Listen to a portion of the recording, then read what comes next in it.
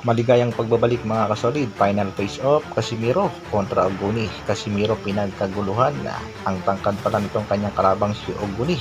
Cuadro alas naghalimaw na, revelasyon at may marintinding announcement.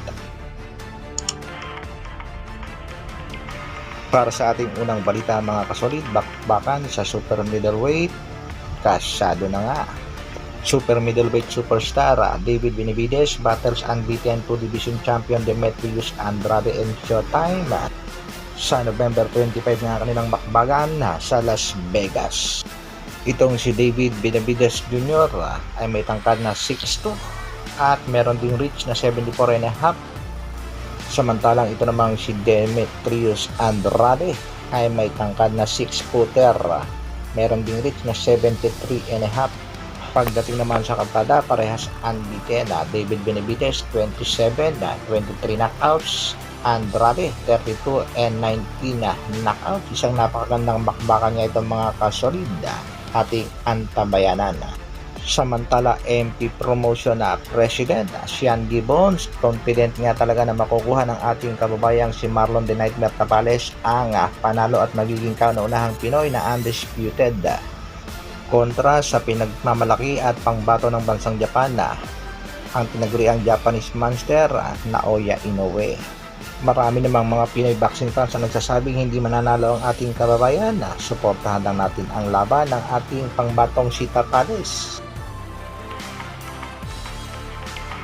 Sa kabilang balita naman mga kasolid, ang unang pagharap at pagkikita ng ating pangbatong si Cuadro-Las Jandel Casimiro kontra nga sa Japanese boxer Yoshinori Oguni.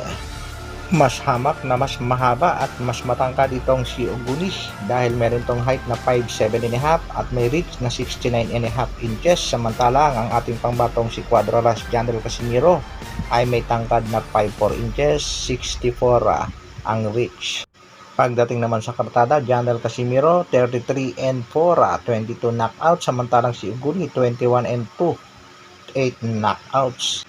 Nagbantangan ng pugot ulo ang ating pangbatong si Angas ng Pinas at sinayaw-sayawan niya nga lang itong si Oguni na parang ang si mag-record.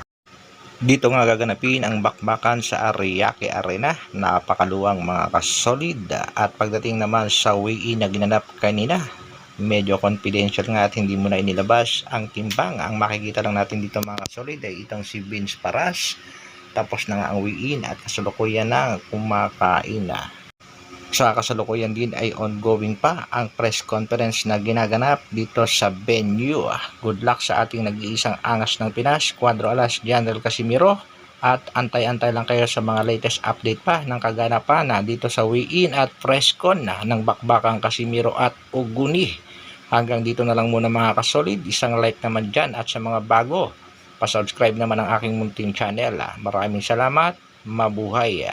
Dr. Alvin Vlogs. Bro.